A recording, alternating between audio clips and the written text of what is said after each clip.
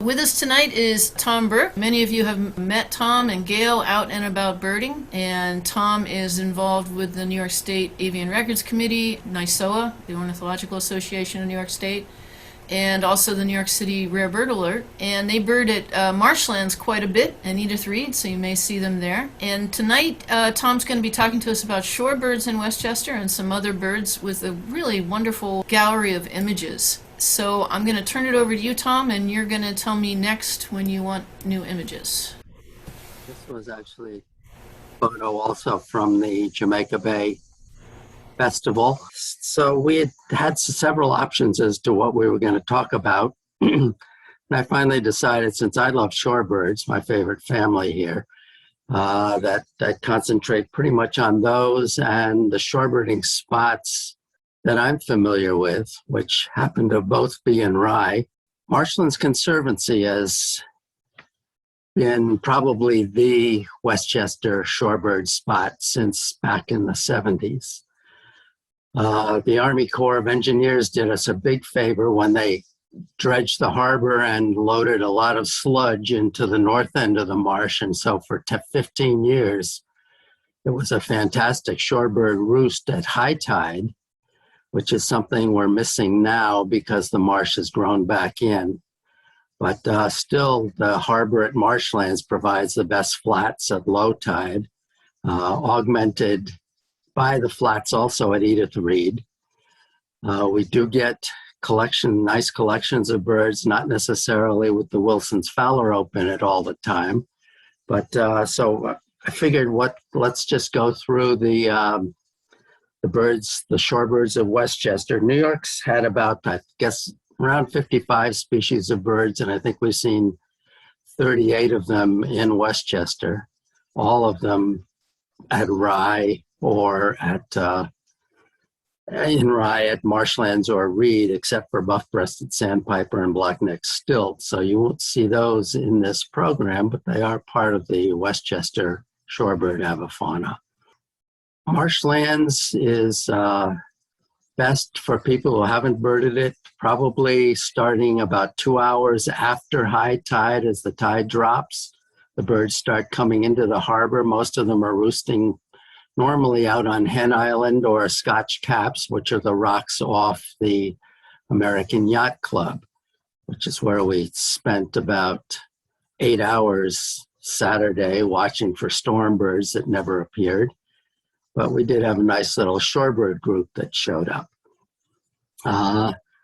So let's start with the birds. And okay, this bird, avocet, has occurred at marshlands and playland over the years. I think we have 3 records or so. This happens to be the nice bird that showed up at Beacon a couple of weeks ago.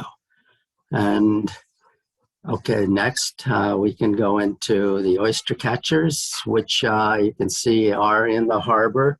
These are birds that actually first appeared in Westchester around 1988 or so, and then bred early and started breeding early in the 90s, and now are a very common bird offshore, both at Reed and at marshlands, and breeding on Scotch Caps. Okay. Right now is a good time to get the best variety of shorebirds in Rye. Black-bellied plover is one that's been present recently on the flats. What we always look for when the black-bellies start coming in, which is pretty much now, this molting adult will be joined by some juveniles coming up.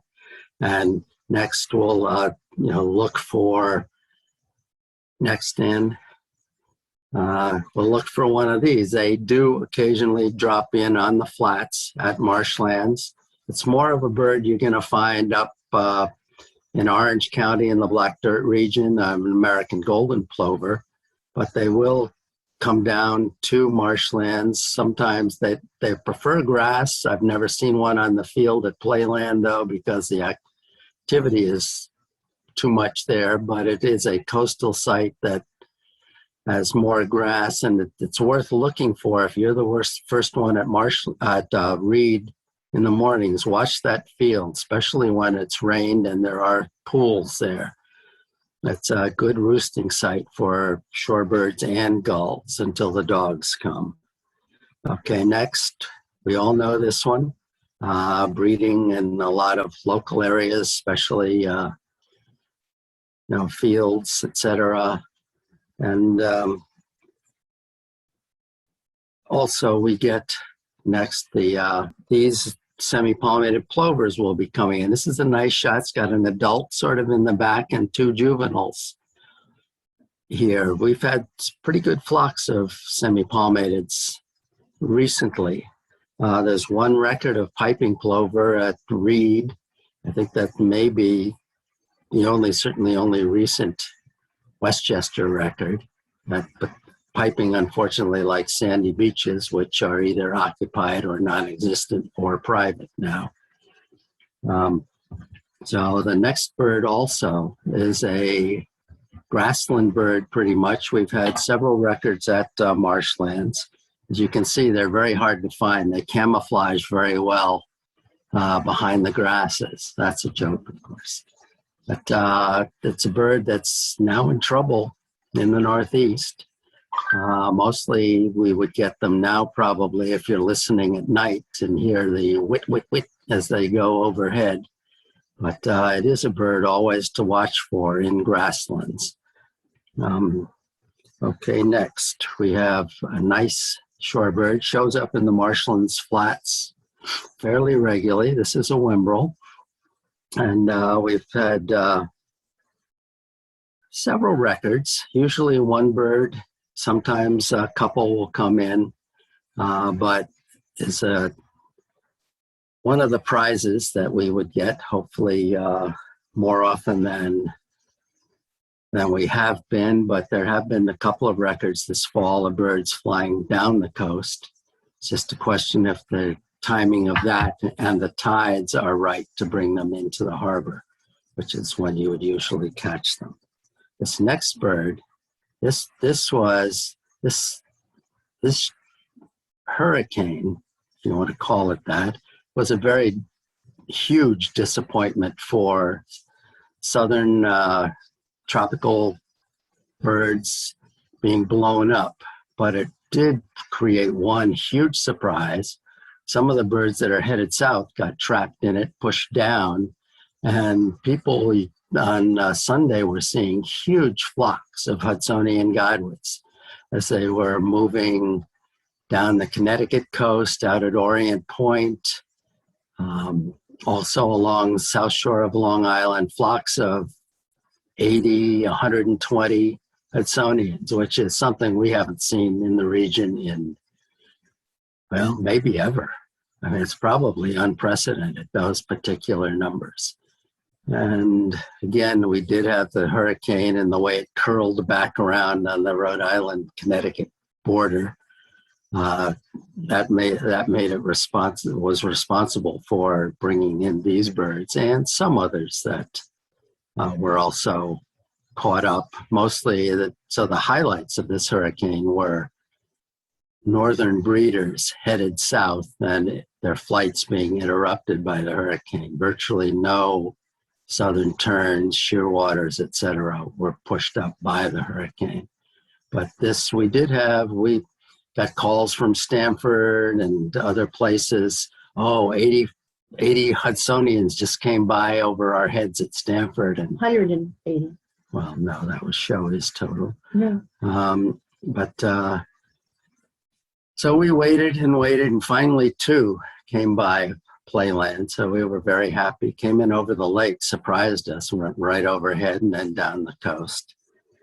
So another shorebird that we get related to this had been a few records, not too many, maybe 5 or 6 rye records. Always, again, worth looking for. They'll pop in on the flats, but marble godwit is a real highlight when found. And so we'll get back to some more mundane shorebirds. Ruddy turnstones we had while we were doing our hurricane watch. There were about 16 or so out on Scotch caps that kept us amused at times. A bird to look along the rocky shores more than the mud flats at marshlands, but again, they do come in. Very handsome shorebird. The next shorebird is also, this is a tough one to get here in Westchester and even on the coast. Red knots in spring are beautifully red. I just love this picture. That's one of my favorite shorebird plumages, a juvenile red knot, very exquisite pattern. But they will come in and join the birds in the harbors occasionally. So unlike the next one, which is a real highlight, this is extraordinary. This is a ruff that Sean found at marshlands a couple of years ago. He got two nice pictures. You can see it's a sort of a black and white male with a good ruff. And next, a little closer view of it, or blown up view, but an excellent bird. This is the third ruff that has occurred at marshlands. They've all been sort of black and white ones.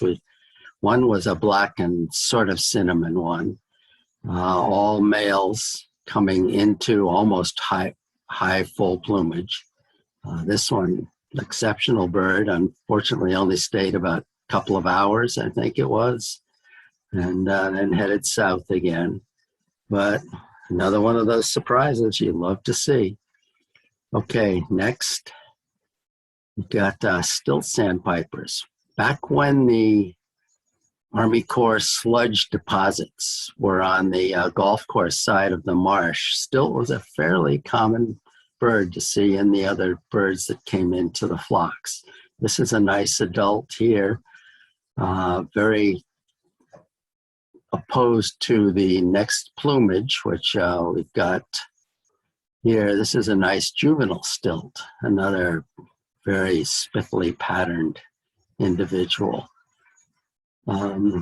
So once the marsh filled in, our records here in Rye and consequently in Westchester, since most of them occur here, have been few, but it is one to look for, especially where you have yellow lakes gathering.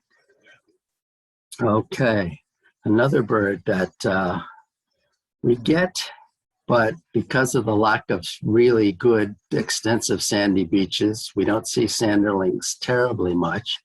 This is a bird in molt, but again, worth looking for. We had a couple out on the rocks out at Reed a couple of weeks ago, and they sometimes will appear here in large numbers, but usually don't stay very long. Again, sandy beaches are their favorites, and they tolerate rocks only when they need to.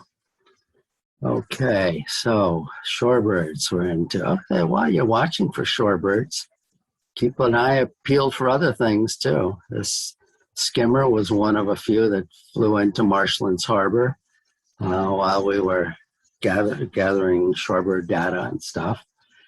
And they flew back out again. But things like that do pop in on the coast, so it's not just shorebirds. Of course, there are good numbers of herons hang around as well, and you never know what you'll find in addition to the shorebirds. Next, we have some dunlins. This is used to be more common bird, especially in winter at Christmas counts. We'd even get dunlins, not in this plumage, but their numbers seem to have tailed off in recent years. Unlike, well, even this next bird, which has always been a highlight here in Rye, we have had very good wintering populations of purple sandpipers on the rocks offshore, including those big rocks that appear off at Reed, also in the harbors and out at Scotch Cap. So anywhere in the rocky areas along the entire Rye coast, you can usually get these in winter.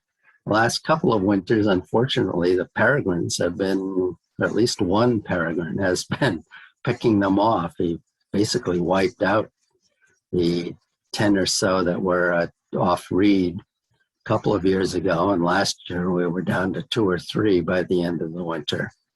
I think they finally figured out a little bit how to avoid the peregrine. Then we get the peeps. Now these are birds. This is a nice shot of Peters, of a beautiful juvenile. I love this plumage. I mean, they get so bright. They're like little beacons out on the mud flats. And we get pretty good numbers of these in the flats at marshlands. They, along with semipalmated plover and this bird and semipalmated sandpipers, they form the bulk of the flocks that hopefully attract other things periodically. They've not been doing their job very well yet this year, but we still have time. The next bird is one to look for. We have had white rump sandpiper in the flock this year. This is a molting bird. It's interesting that even the right wing seems short. Normally the wings, he's probably in bad molt because the wings should extend well beyond the tail tip, but not necessarily in this individual. Closely related to white rumped is this species, which we have had a couple of times, often thanks to the golf course being adjacent to the flats at marshlands. Bairds have been seen more on the seaside holes on the golf course than they have on the flats, but when the golfers come, then they will move over to the flats with the other birds, but usually don't stay too long because of their affinity for grass, short grass, rather than sand and mud flats. But again, one to remember. You want the nice long attenuated look of the Bairds, or and Pectoral is another one that will pop in with the flocks. Not common, used to be more regular, but certainly, I guess this is juvenile. Certainly one to watch for. They do stand out in the flocks given their larger size. And well, unfortunately, if you were on the pond at Jamaica Bay, you'd see a lot more, although not now with 5 inches of water added there as well. So, Pectoral, a good one, but the main bird of the flocks on the flats is this semipalmated sandpiper. This is a nice juvenile one. And we will be getting mostly juveniles from now on out with this particular shorebird season. Most of the adults, which come through mainly in July and early August, have passed through, and I think this last storm hustled a lot of birds a lot farther south than we'd like to see them be at this time of year. But there's still a nice flock of semis out on the flats at mainly low tides. Remembering you probably want to be at time you visit 2 hours after high to through the tide, and then any time up to 2 hours before high tide comes back in. Usually there's sufficient flats to keep these birds hustling around the harbor. In these flocks of semis, you will occasionally come across a western sandpiper. This is a nice juvenile. It's got the rusty down the shoulders. Its bill is intermediate. This is the kind that you look at and you wonder, is this a western or is this a long-billed female semipalmated? But the color on the shoulders will tell you this is definitely a western.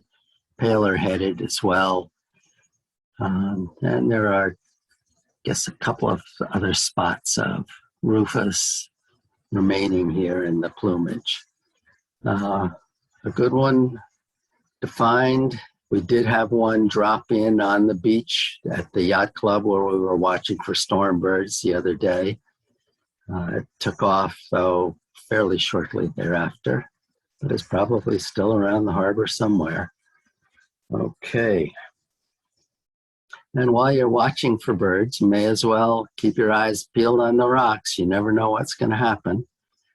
This guy popped in on the rocks at Playland once, and Benjamin Van Doren and I were just sitting there, rather surprised. I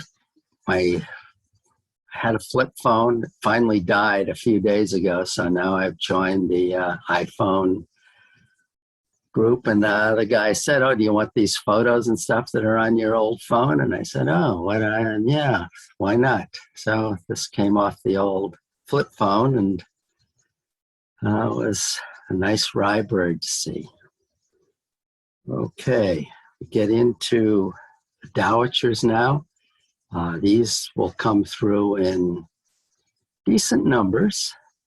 This is a nice juvenile short-billed dowitcher with the sort of tiger pattern in the scapulars that you see on tertials over the tip of the tail, which would separate it immediately from a long-billed dowitcher. And they will visit in flocks. We have had some flying by recently during the hurricane. There was about 11 or so moving. But they will stay also in the harbors at Marshland, especially, occasionally at Reed as well.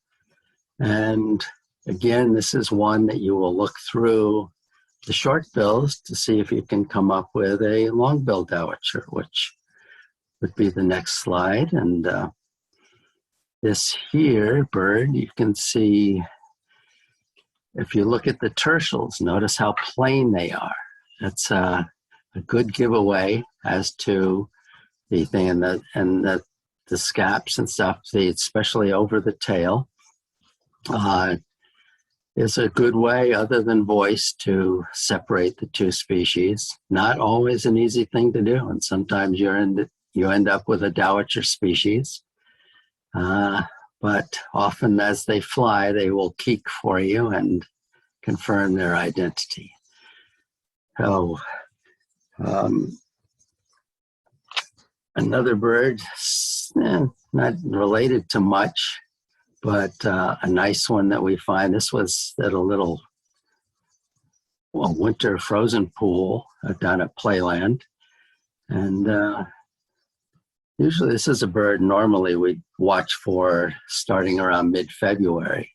And then later in the fall, they'll start moving back through our area as the thaw progresses south. As the freezing progresses south, and they move north following the thaw in the spring. That's why that usually a February arrival, and sometimes October through December departure. But mainly an upland bird, but the fields at Marshlands hold a lot of them, and it's a good place to watch the display in spring, starting probably around February 20th, depending on the season, and going through April. American woodcock, always been one of my favorites. The next bird, somewhat related as an upland shorebird, can get even the puddles at Croton, and that might be where this was taken. A good place to look for those when they form, especially in spring. But snipe is, again, a grassland type thing normally, not mud flats. But we have flushed them a couple of times in the marshes at marshlands while we've been looking for sparrows, etc. So next we will come into this is a nice juvenile spotted sandpiper. You'll see that some of the adults still have spots this time of year, but a lot of them are the young birds that are moving around now and look a little deceptively unspotted. And still do their normal gait, the bobbing gait, have the nice wing pattern that is pretty much unique to this species and the large eye ring. But normally that's flying away and watching them bob is the best way to confirm these juveniles. And now we can move into some tringas, which this is often associated with spotteds in the same sort of non-mudflat kind of situation, inland, more freshwater type thing, along edges of lakes and marshes. But solitary sandpiper, not always solitary. Sometimes you'll encounter flocks of them. Again, they give themselves away as they fly around with a very sharp, high-pitched piping noise. And their barred tail, you want to watch for green sandpiper. New York's never had one, but it'll look very similar to this, but with a different, whiter tail pattern. So now that we'll proceed through the tringas, lesser yellow legs, another nice shot that Peter got at Jamaica Bay. This is another juvenile bird. This is, again, how we'll see them mostly now with the nicely spotted back pattern, unlike the adults that look kind of messy now with their gray and black feathers all disjointed. And another tringa that is, I'm not sure how it relates to some of the other tringas, but they've now got it in here in this group. Willet is an interesting bird that's now breeding in Westchester like oystercatcher. It's one of few coastal shorebirds that have taken up in here. It's been several years now that they've been raising families at marshlands. And it's good to see. There's still a few that are out here, even though most of the easterns depart this time of year and some western willets start replacing them. We still have a couple of easterns down at marshlands. Notice them even out on the rocks during the hurricane. So another large tringa that we get here, greater yellow legs. This is a shot basically for comparative purposes. Here you've got a couple of adults, greater yellow legs in the back, lesser yellow legs in the front, so that you can see proportionately just how different these birds actually are. Sometimes they can be a problem when they're sole and single individuals sitting fairly far out on flats. Not always easy to tell apart. When you do have them together, you can see the size difference is fairly material. The lesser has sort of more of a smaller head and very fine, straight bill. The greater, even though this one doesn't show it as well, usually the bill is more upturned. People even have gone to the size of the knees, but unfortunately, you can't see the greater's knees here to see how they are proportionally slightly larger. But both birds fairly common on the mud flats now, down at marshlands. And so it's something we always sort of look for other types of things. So we've covered most of the tringas, but this next bird is another tringa, son of a gun, and it's a juvenile. However, it's one that has occurred only once at marshlands. It was a first record for New York until somebody in California discovered a specimen that was shot in the early 1900s up in Syracuse area that was also a wood sandpiper. But this is one that showed up at marshlands in 1990. It stayed about 6 days and even got us on television. which was then on the front page of the New York Times and in Sports Illustrated. So first indication that birding actually is a sport. And it was a nice bird. There's since been a third New York record out on Long Island. And it's another one to keep in mind when you're looking at the yellow legs especially. Notice, go right to the leg color. The call was different. That's what first attracted me to this particular individual at Marshlands, which is not this particular photo, but same bird, same plumage. And yeah, it's there was one actually just wasn't, not sure. I guess that one up at the black dirt that ultimately was determined to be a solitary sandpiper. So you do have issues with look-alike species. Do need to be careful. Okay, so we're getting towards the end now because we're now into the Phalaropes. This is a nice shot of Peters from Jamaica Bay, but we have had Wilsons here in Rye a few times.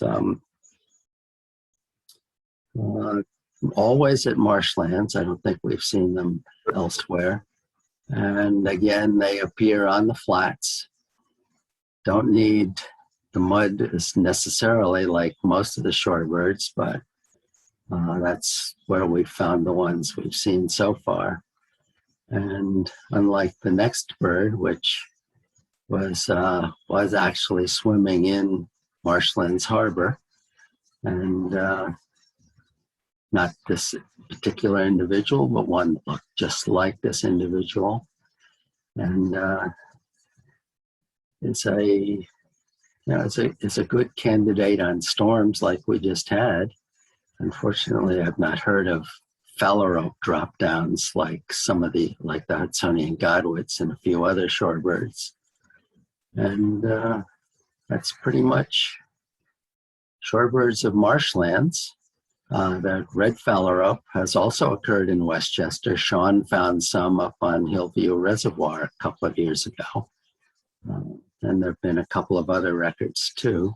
So again, things, especially when you're out looking at reservoirs, you see a shorebird out swimming around, going to be this one or a red Phalarope. You definitely want to document it. And so that's pretty much shorebirds of Westchester Shore anyway, and hopefully you'll all get down to see them. We've still got time this year, still shorebird season, although the warblers are trying to catch up. If you field any questions,